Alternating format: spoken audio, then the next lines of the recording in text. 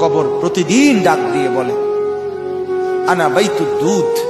প্রত্যেকের কবর প্রত্যেককে ডেকে বলে, ও আল্লাহর বান্দা, জানো আমি পোকামাকড়ের ঘর, পোকামাকড়ের ঘর। তুমি তো সেই বান্দা যে একটা মশা কানের পাশ দিয়ে উড়ে গেলে তোমার ঘুম বন্ধ হয়ে যায়, চোখ মিলে যায়। একটা মশার গুনগুন আওয়াজ সহ্য করতে পারো না। একবার কয়েল, একবার অ্যারোসল, একবার মশারি, এরপরেও তুমি চাও যে একটা মশাও যেন আমার কানের কাছে গুনগুন না করে। তো 5 ঘন্টার ঘুমের জন্য, 6 ঘন্টার ঘুমের জন্য বান্দা এই যত্ন নিলা, অনন্তকাল কিংবা বছরের পর বছর কবরের যে ঘুম দিবা, পড়ে থাকবা সেই ঘরে, পোকা মাকড়ের ঘর, সেই ঘরে তুমি ঘুমাইবা কেমনে, থাকবা?